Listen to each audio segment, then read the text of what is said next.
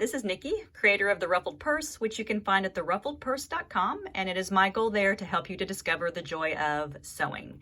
And the demonstration that I'm going to be doing today, it's going to be the running stitch. I'm going to give you a disclaimer up front that the running stitch is not that it's difficult, it's just hard to get the results that I want. So as I'm showing you the running stitch, I'll show you the correct technique, but you'll see that maybe what I'm saying is not exactly how mine looks. So to give you an idea of what I'm talking about, and there's two different ways that I did it. I did it one way down here, and I did the running stitch a different way down here. In the running stitch, the length of your stitches should be they should be pretty uniform all the way across, and they should be uniform with the spaces between them.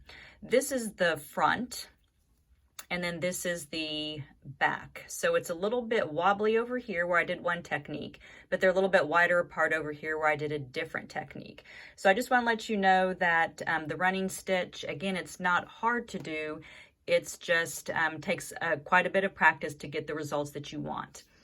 My front always looks better than my back. And so if I want my stitches to be the best looking, I want to draw my lines on the front.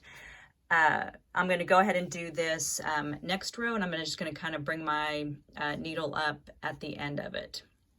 So when I'm working, I do work from the right to the left. So the first way that I did, which was over here, is basically kind of a stabbing motion. So my thread is coming up here. I'm going about 1/4 of an inch, staying on my line, and I'm just stabbing through and then pulling the thread. Then I'm eyeballing about 1/4 of an inch, stab my needle up and pull the thread through. So this is just basically kind of a stabbing motion using your pre-drawn line as your guide.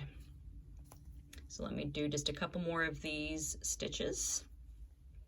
So if I can get it to look good on the front and straight and pretty even, I am super happy. So on the back, actually this one is looking pretty good. It doesn't always look as good on the back as it does on the front. So that's one way to do the running stitch, just one stitch at a time. The second way that I want to show you is where you gather several stitches at once before you pull the thread. So from the top, I'm going to insert the needle in. I'm going to leave just a little bit on the back, and I kind of feel that with my finger. And then I can kind of see the space that it's going to be. And then I'm going to push the needle back through on my line, and I'm going to pull it up, push it through. So you can kind of see the spaces and then where the thread's going to be. So then I pull it through. I'm real careful though not to let it gather. So let me do one more. So I just basically weave the needle through, kind of feeling it in the back with my finger, staying on my line, and then I pull it through. So this is the running stitch. Good for mending, also some decorative stitches too. So looking at this is the front. So that's actually not too bad for some of the work that I do.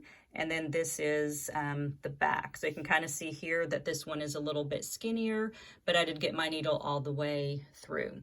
So again, if your back is a little bit wonky, that's okay. You're really trying to work on the front to get the front to have the stitches and the spaces uniform. Again, this is Nikki Hibbets, creator of The Ruffled Purse, where it is my purpose to help you to discover the joy of sewing. And here is the running stitch. Happy sewing!